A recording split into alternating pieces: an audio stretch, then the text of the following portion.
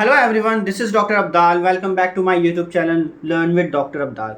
सो आज का हमारा टॉपिक है यूक्लिडियन एल्गोरिदम। इससे पहले की वीडियो में मैंने आपको एलसीएम और जीसीडी निकालना सिखाया था सिंपल तरीके से, और by using the prime factorisation. Means हम किसी भी नंबर को, इंटीजर को जो है वो प्राइम में फैक्टर्स कर सकते हैं और वहाँ से हम जीसीडी और एलसीएम निकाल सकते हैं। जीसीडी के लिए हम हाईएस्ट जो उनकी पावर्स होती थी प्राइम्स की, दो नंबर्स की, जैसे ए और बी है, उनकी जो प्राइम्स की पावर होती थी तो वो मिनिमम पावर उठाते थे, और अगर एलसीएम लेना तो उनकी जो प्राइम में फैक्टराइजेशन तो उसकी मैक्सिमम पावर उठाते थे। तो अब हम जीसीडी को एक और नए तरीके से निकालना सीखेंगे, वो है आपका मेथड यूक्लिडियन एल्गोरिदम। तो इसमें आपकी डिवीजन एल्गोरिदम भी यूज होती है। डिवीजन एल्गोरिदम अगर आपको याद हो, उसमें क्या होता था कि अगर कोई नंबर है ए, अब यहाँ पे हम एक बी से ग्रेटर लेके चल रहे हैं, क्योंकि आप किसी बड़े नंबर को एक स्मॉल नंबर से डिवाइड कर सकते हो ना। अगर आप एक स्मॉल नंबर को ग्रेटर नंबर से डिवाइड करोगे तो फिर तो आपको फ्रैक्शन में आ जाएगा, 0 पॉइंट समथिंग। तो हम यहाँ पे ए को बी से ग्रेटर लेके चल रहे हैं, तो ए को जब हम बी से डिवाइड करते हैं तो आपका एक क्वेश्चन आता है और आपका रिमाइंडर आता है। तो ये कैसे आता था? जब मैंने ए को बी से डिवाइड करा तो यहाँ पे कुछ क्वेश्चन आया और फिर आपने जब सॉल्व करा तो यहाँ रिमाइंडर आ गया। तो इसको हम कैसे लिखते हैं? इस फॉर्म में लिखते हैं, जिसको हम बोलते हैं डिवीजन एल्गोरिदम। तो ये भी इसमें यूज़ होने वाली है, और वो मैं अपनी लास्ट वीडियो में भी बता चुका हूँ कि डिवीजन एल्गोरिदम क्या होती है।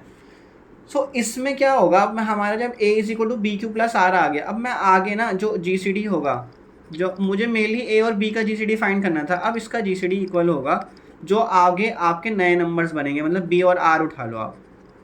तो ऊपर भी ना यही लिखा है कि A greater than B and C is the remainder. यहाँ पे सी को रिमाइंडर ले रहे हैं, मैंने नीचे यहाँ पे आर को रिमाइंडर लिया है, तो C is the remainder when A is divided by B. ठीक है, तो यहाँ पे ऊपर जो मैंने सी से लिया है तो आप सी से भी ले सकते हो, यहाँ पे आप रिमाइंडर को सी ले सकते हो, मतलब यहाँ पे तो या चाहे आर ले लो। तो मेनली यहाँ पे आप देखो, अगर इसका जो एक और फॉर्म लिखा है वो यही फॉर्म है जो मैं आपको बताने की कोशिश कर रहा हूँ कि जब भी आपका जो रिमाइंडर आ रहा है, जब अगर आपको जी सी डी ए और बी का निकालना था, तो अब आपको जो नया जी सी डी, वो जो कि इसकी पुराने वाले के इक्वल होगा, वो किसके इक्वल होगा? बी और आर के। मतलब जी सी डी आप बी और आर का निकालोगे तो जी सी डी ए और बी का सेम आएगा। अब आप हो सकता है यहाँ से भी नहीं निकाल पाओ, बहुत बड़े बड़े नंबर आ रहे हैं, डिफिकल्ट नंबर्स आ रहे हैं जिनका जी सी डी डायरेक्टली नहीं दिखाई दे रहा है आंखों से। तो आप क्या करो, अब यहाँ पे ना बी आर से ग्रेटर होगा, क्योंकि ये रूल होता है जब हम डिवीजन एल्गोरिथम में डिवाइड करते हैं तो इसमें जो आर आता है वो ग्रेटर देन इक्वल टू 0 और लेस देन डिवाइजर आता है। डिवाइजर यहाँ पे बी ले रखा है आपने, तो बी से छोटा होगा आर। तो यही यही चीज़ मैंने लिखी है। अब बी यहाँ पे आर से ग्रेटर है या आर बी से स्मॉल है, एक ही बात है, बी आर से ग्रेटर है। तो आप फिर से बी को कैसे लिख सकते हो? बी, अब आप क्या करने जा रहे हो? बी को आर से डिवाइड करने जा रहे हो, तो क्या होगा? R into some quotient Q1 plus remainder फिर से कुछ R1 आएगा। तो अब इसका जी सी डी किसके इक्वल हो जाएगा? G C D of B comma R equal हो जाएगा आर कॉमा R1 के। तो इस तरह से ये प्रोसीड करता चला जाएगा। अब यहाँ पे जो आर होगा, रिमाइंडर R1 होगा, वो greater equal to 0 less than R होगा। तो अगेन अब आपका आर जो ग्रेटर है वो आप R1 से डिवाइड कर सकते हो। तो आर को अब आप कैसे लिख सकते हो? R1 into some Q2 plus new remainder R2।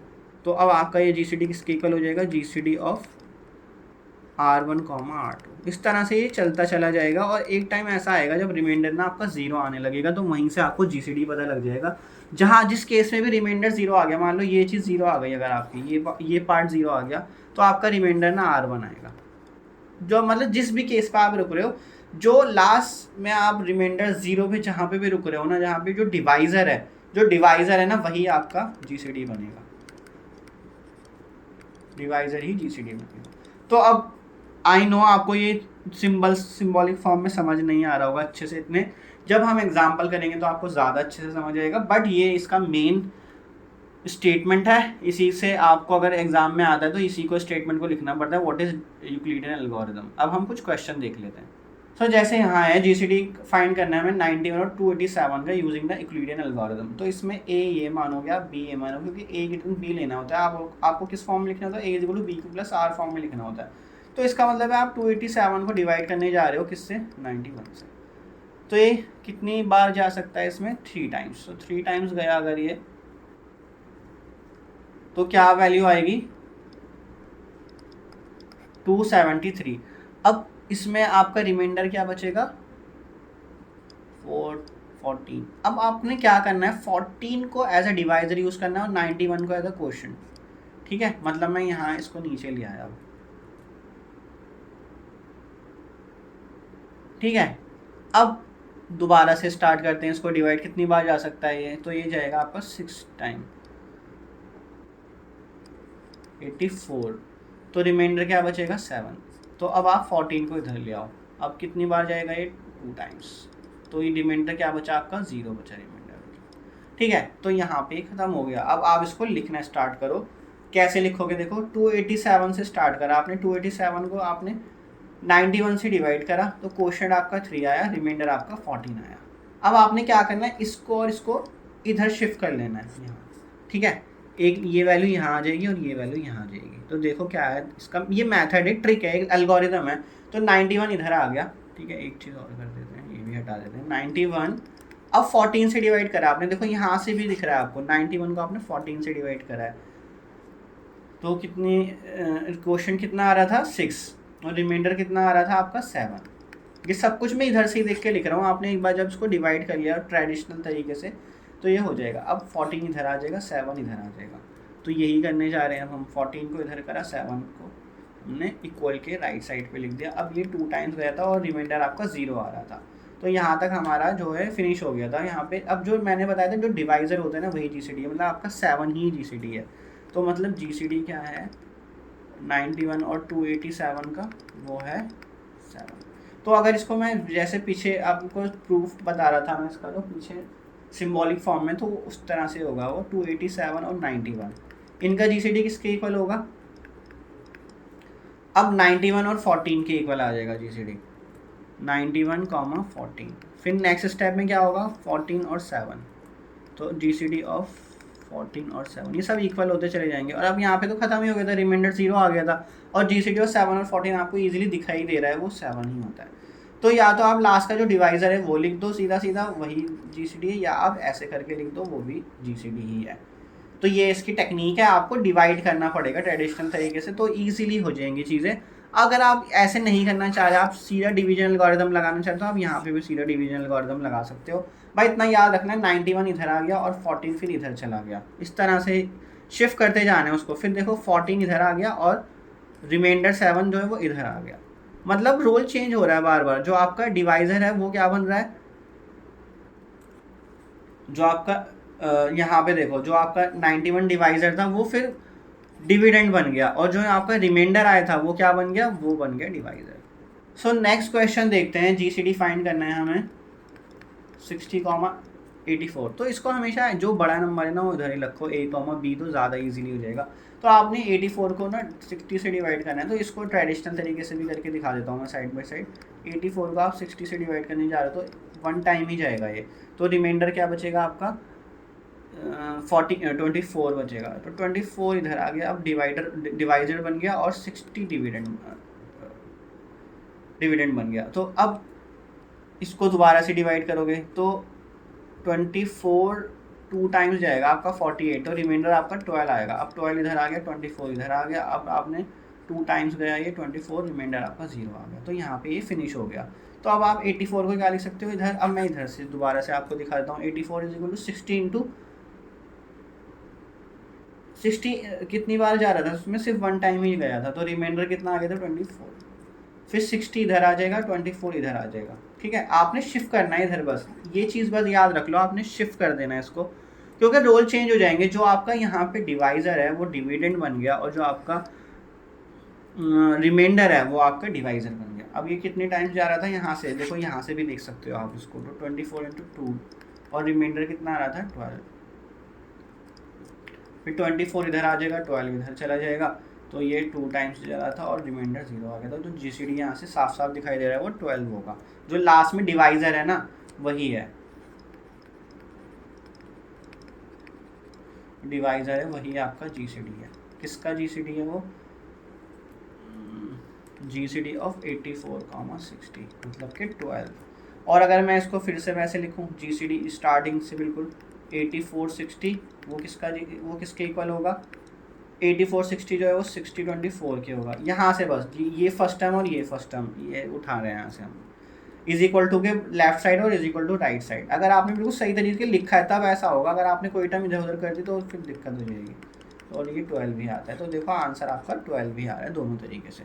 So next है आपको GCD फाइंड करना है 252 का और 198 का। सो आप ट्रेडिशनल तरीके से स्टार्ट करोगे तो 252 का डिविडेंड बन गया, 198 डिवाइजर बन गया, ये ओनली एक ही बार जा सकता है। तो आपका जो रिमाइंडर आएगा वो आएगा 54। अब 54 इधर आ गया, 198 इधर चला गया। अब ये कितनी बार जा सकता है, ये जाएगा आपका 3 टाइम्स।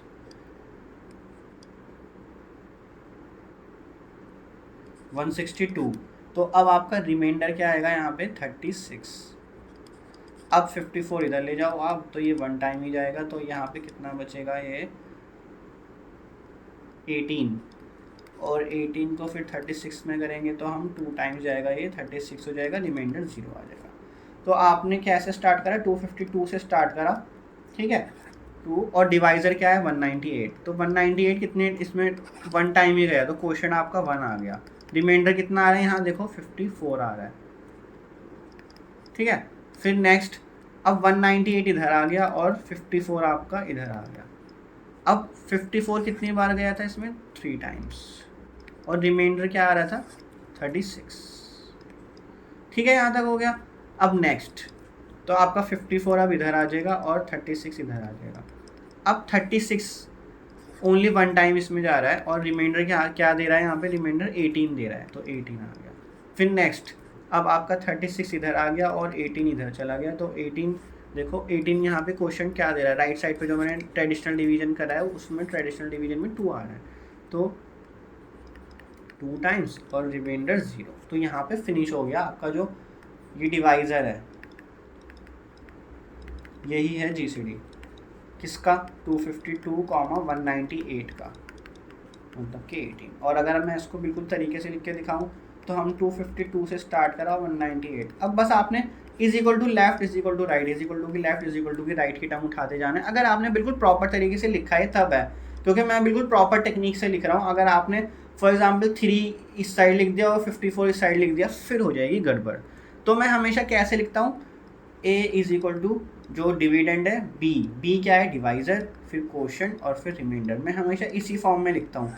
अगर इस फॉर्म में लिखा है तो फिर बहुत इजीली हो जाएगा। फिर इज इक्वल टू के लेफ्ट 198 इज इक्वल टू के राइट जो कि आपका डिवाइज़र है वो 54। फिर नेक्स्ट, अब डिविडेंड बन गया 54 और डिवाइज़र बन गया 36।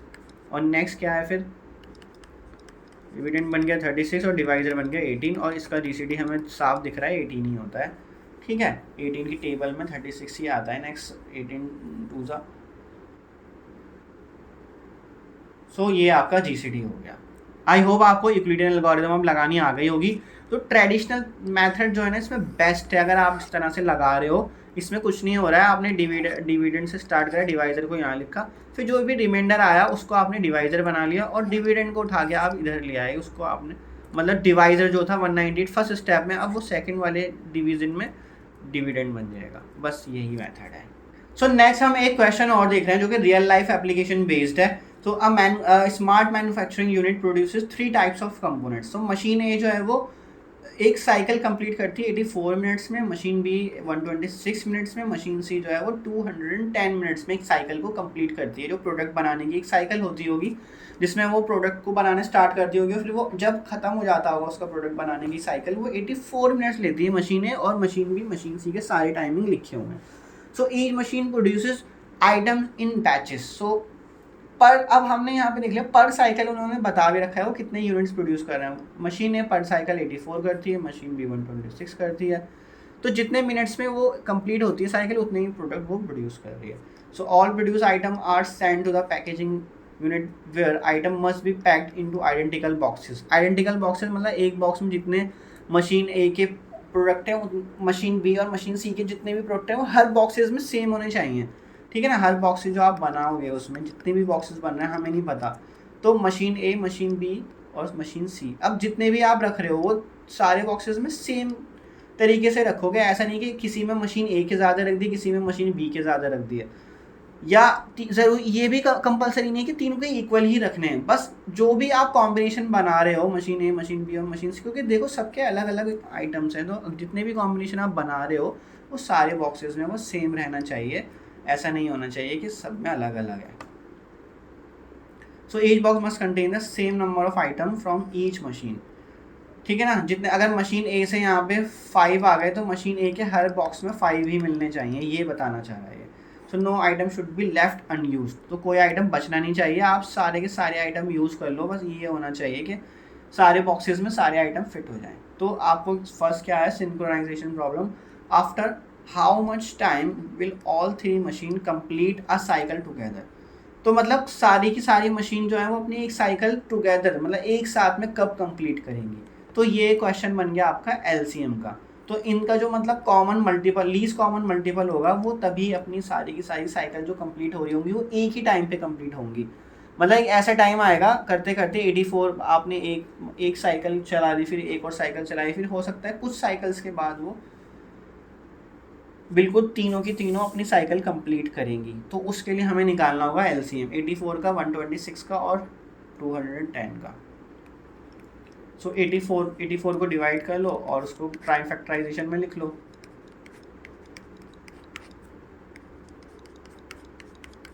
तो 2 स्क्वायर इंटू 3 इंटू 7। फिर नेक्स्ट क्या था 84 के बाद 126 एंड नेक्स्ट है 210। तो 126 को भी कर लेते हैं।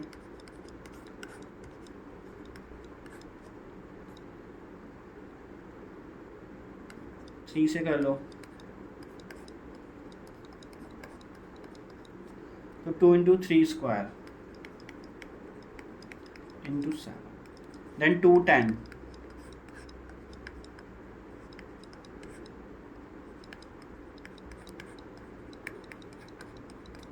2 इंटू 5 तो 2 इंटू 3 इंटू 5 इंटू 7। ठीक है, ये बन गया आपका सबका प्राइम फैक्टराइजेशन। इसमें देखो मेथड कहीं नहीं मेंशन है कि आपको किस मेथड से करना है, यूक्लिडियन एल्गोरिथम से करना है, किसी भी एल्गोरिथम से। इसमें मैं प्राइम फैक्टराइजेशन वाली टेक्निक लगा रहा हूँ, वो ज़्यादा सबसे इजी वही रहती है। वैसे सारी इजी हैं, अगर आपको डिवीजन करनी आती है तो वो भी इजी। तो एलसीएम क्या होता है इन तीनों का 84, 126 और 210। तो जो मैंने वीडियो के स्टार्टिंग में बताया था आपको सबकी हाईएस्ट पावर उठानी है सारे प्राइम्स की। तो एक प्राइम नंबर आ रहा है 2, 2 की हाईएस्ट पावर इसमें क्या आ रही है, 2 की हाईएस्ट पावर 2 आ रही है। देन 3 की हाईएस्ट पावर कितनी दिखाई दे रही है आपको, 3 स्क्वायर। देन 5 की, अब देखो 5 सब में नहीं है लेकिन 5 की पावर यहाँ पे आप ऐसे लिख सकते हैं ना, 5 की पावर 0, यहाँ पे भी 5 की पावर 0 और यहाँ 5 की पावर 1 है। तो 5 की हाईएस्ट पावर कितनी हो गई, 1। एंड इसी तरह 7 की हाईएस्ट पावर कितनी हो गई, 1। तो इन सबको मल्टीप्लाई कर लेना अब। तो मल्टीप्लाई करके आएगा ये 1260। तो मतलब इतने मिनट्स के बाद आपकी सारी मशीन जो है वो एक साथ अपनी साइकिल को कंप्लीट करेंगी। सो इसमें आप नीचे लिख सकते हो all the 3 machines complete a cycle together, क्योंकि वो ये चाहता है कि सारी की सारी एक साथ हो कंप्लीट टुगेदर आफ्टर 1260 मिनट्स। अगर क्वेश्चन आवर में आए ना तो आप आवर में भी कन्वर्ट कर लेना, मिनट्स को 60 से डिवाइड करके। अब नेक्स्ट, ये तो ए पार्ट हो गया आपका। ए पार्ट में जो निकालना था वो आपको एक्चुअल में एलसीएम ही निकालना था। फिर है packaging constraint. What is the maximum number of identical boxes that can be made such that each box has equal contribution from A B C and no item are left. तो कोई भी item नहीं छूटना चाहिए। आपने इतना दिखाई दे रहा है कि 84 यूनिट्स मिल रही हैं एक जगह से, 126 मिल रही हैं और एक जगह से 210। तो अगर हमें इनका कोई कॉमन फैक्टर दिखाई दे रहा है ना तो वहाँ से बात बन जाएगी। आप देखो किसी भी बॉक्स में ऐसा नहीं कर सकते कि हर किसी से एक एक डालो। तो क्या होगा, बॉक्सेस आप बनाओगे उसमें एक यूनिट एक से गया बी से गया, तो ए का यूनिट आ गया बी का सी का, एक चलो आपने डाल भी दिया। तो क्या होगा, एक टाइम पे ना ए के सारे आइटम खत्म हो जाएंगे, 84 ही हैं तो बचेंगे इसके। अब आप जो बाकी के बॉक्सेस बनाओगे उसमें तो ए का कोई आइटम जाएगा ही नहीं ना, तो बॉक्सेस सिमिलर कैसे रहे, वो आइडेंटिकल बॉक्सेस चाहता है। तो अगर आपने ए बॉक्स से जो है मान लो 1 डाला या यहाँ से 2 डाल दिए, सेकंड बी मशीन से जो बने हुए प्रोडक्ट है वहाँ से 2 डाल दिए क्योंकि आपको ज़्यादा दिखाई दे रहा हो, यहाँ से 3 डाल दिए, ऐसे कर लिया 1 2 3। तो भी नहीं हो पाएगा, क्यों, क्योंकि जब आप 126 को 2 से डिवाइड करो तो कितना आ रहा है 63। तो 63 स्टेप्स पे ही ना क्या होगा, वहाँ पे सिमिलैरिटी नहीं दिखेगी। 63 स्टेप्स तक तो सेम सेम चलता रहेगा, उसके बाद तो बी का प्रोडक्ट ख़त्म हो जाएंगे, ए के बचे रहेंगे। तो इस तरह से भी नहीं कर सकते। तो इसके लिए हमें यूज़ करना होगा हाईएस्ट कॉमन फैक्टर, जो कि इन सबको जो डिवाइड करने वाला फैक्टर होगा ना, वही यहाँ पे यूज़ होगा। वो क्या करेगा, हाईएस्ट कॉमन फैक्टर होगा, क्योंकि और वो जब आप उस फैक्टर से डिवाइड करोगे ना, तो उसका जब मल्टीपल में डालना शुरू करोगे तो सारे एक साथ ही एग्जॉस्ट होंगे। तो मैं आपको दिखाता हूँ करके। सबसे पहले तो इसका आप निकालो जीसीडी। तो आपने एक चीज़ यहाँ पे देखी, जो आपने ऊपर फैक्टराइजेशन करी है ना, अब इसमें जीसीडी और मतलब एलसीएम भी इसी से निकल जाएगा। इसलिए मैंने प्राइम फैक्टराइजेशन टेक्निक यूज़ करी है, क्योंकि अगर आपके पास प्राइम फैक्टराइजेशन है तो आप जीसीडी और एलसीएम एक ही बारी में निकाल सकते हो। अब आपको यूक्लिडियन एल्गोरिथम में तो जीसीडी निकालना सिखाया, एलसीएम नहीं सिखाया, तो इसलिए प्राइम फैक्टराइजेशन बेस्ट रहेगा। तो अब मैं निकालने जा रहा हूँ जीसीडी किसका, जो आपके पास आइटम्स है 84 आइटम, 126 आइटम और 210 आइटम्स, क्योंकि वो 1 मिनट में एक ही आइटम प्रोड्यूस करती हैं सारी मशीन्स। तो उनकी जितनी मिनट्स में साइकिल कंप्लीट हो रही है उतनी ही आइटम भी बन रहा है। तो जीसीडी कैसे निकलता है, जो भी लीस्ट पावर होती है। अब 2 की लीस्ट पावर यहाँ पे क्या है, 2 की लीस्ट पावर है 1। देन 3 की लीस्ट पावर क्या दिख रही है, वो है 1, ठीक है। देन 5 जो प्राइम है, तो 5 में देखो यहाँ लीस्ट पावर 0 और यहाँ 1 है, तो इसका जो लीस्ट पावर बनेगा वो 5 की पावर 0 बनेगा। देन नेक्स्ट 7 में पावर 1 है, 1 है, 1 है, तो इसमें तो जो मिनिमम पावर आएगी वो 1 ही आएगी। तो ये क्या बन गया, 2 × 3 × 7 बन गया, क्योंकि 5 की पावर 0 है, ठीक है ना। ये मैंने आपको पिछली वीडियो में समझाया। अगर आपको नहीं आता प्राइम फैक्टराइजेशन से जीसीडी एलसीएम निकालना, तो आप मेरी उस वीडियो को ज़रूर देखना, वहाँ से आपको आइडिया हो जाएगा कि हम जीसीडी में मिनिमम पावर लेते हैं, एलसीएम में मैक्सिमम पावर लेते हैं। तो ये कितना बन जाएगा आपका 42। इसका मतलब ये हुआ कि हम 42 के मल्टीपल में ही चलेंगे। अब आगे जो हम, अब देखो मैं आपको बता दूँ कैसे होगा। जो आपको equal number of boxes, 42 boxes बनेंगे टोटल आपके। अब उसमें आइटम कितने जाएंगे वो देख लेते हैं, टोटल बॉक्सेस। और ये मैक्सिमम है जिसमें सारे प्रोडक्ट आपके एग्जॉस्ट भी हो जाएंगे। तो देखो आपका फर्स्ट मशीन से कितने आ रहे हैं, 84, ठीक है। तो मशीन ए, तो मशीन ए से आपके 84 आइटम है और 42 बॉक्सेस बनाओगे, तो हर बॉक्स में कितने जाएंगे, 2 आइटम्स जाएंगे। अब ऐसा नहीं कि कोई पहले एग्जॉस्ट हो जाएगा कोई बाद में, तो ये फ़ायदा हो गया आपका जीसीडी निकालने का। अब बी में कितने आइटम थे आपके, बी में थे 126। तो 126 को जब आप 42 से डिवाइड करोगे तो आपका आएगा 3। तो मतलब आपने हर बॉक्स में 3 आइटम्स डालने हैं मशीन बी से। और मशीन सी जो कि सबसे ज़्यादा आइटम बनाती है 210, तो 210 को आप 42 से डिवाइड करना, तो ये आएगा आपका 5 आइटम्स। तो इसका मतलब जो आपका एक बॉक्स बनेगा उसमें जो ए के आइटम होंगे, बी के होंगे, कितने कितने होंगे एक बॉक्स में, ए से आएंगे 2 आइटम, बी से आएंगे 3 आइटम और सी से आएंगे 5 आइटम। तो टोटल इसमें 10 आइटम्स होंगे, ठीक है। और टोटल बॉक्सेस कितने बन रहे हैं आपके, 42। सो आप यहाँ लिख लेना 1 बॉक्स कंटेन्स 10 आइटम्स। सो ये वाला क्वेश्चन मैंने अपने क्लास में बच्चों को भी दिया था करने के लिए, आई डोंट नो, फिर मैंने उनसे बाद में पूछा भी नहीं। मैंने एक बारी में अगली क्लास में जाके पूछा था तो उन्होंने नहीं करा था वैसे तो, और फिर बाद में मैं उसके बाद वाली क्लास में नहीं पूछा तो उन्होंने करा ही नहीं होगा, लेकिन इसलिए मुझे ये कराना भी पड़ रहा है। ये बहुत अच्छा क्वेश्चन है, केस स्टडी टाइप के क्वेश्चन है, ये बहुत यूज़फुल क्वेश्चन है ये।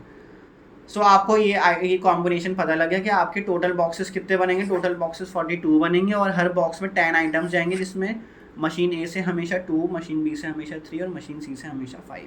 तो टोटल 10 हो गए। और बॉक्सेस कितने हैं आपके, 42। तो ज़रा मल्टीप्लाई करके देखो कितने बन रहे हैं, 420। तो क्या ये सारे 84 प्लस 126 प्लस 210, क्या ये भी 420 आएगा? तो देखो चेक कर लेते हैं,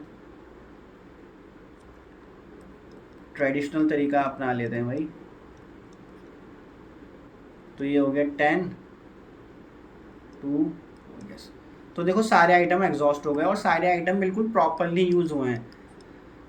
ऐसा नहीं कि एग्जॉस्ट होगा। अगर रियल लाइफ में ऐसा हो रहा है कि चलो कोई मशीन जो है वो 86 आइटम बना रही है, कोई 123 बना रही है, और तो वहाँ पे क्या होगा ना, मिनिमम आपका जो है ना लॉस होगा। मतलब ऐसे जो आइटम बचे रह जाएंगे जो किसी भी बॉक्सेस में फिट नहीं हो पा रहे हैं, मतलब किसी में से एक बचा, किसी में से 2, तो इस तरह से ही बचेंगे आखिरी में, इससे ज़्यादा नहीं होगा नुकसान आपको।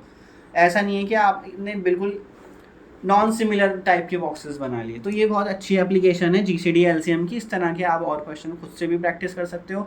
सो आई होप आपको ये वीडियो अच्छे से समझ आई होगी कि यूक्लिडियन एल्गोरिदम क्या होती है, उसके रियल लाइफ में क्या यूज़ होते हैं GCD LCM के, ये भी मैंने बताया है। सो अगर आपको मेरा कंटेंट पसंद आता है तो मेरे चैनल को लाइक शेयर सब्सक्राइब जरूर करा करें, और अपने फ्रेंड से और अपने जो दूसरे कॉलेज में भी फ्रेंड्स हैं उनसे ज़रूर शेयर करें। फिर मिलेंगे नेक्स्ट वीडियो में। Thank you so much.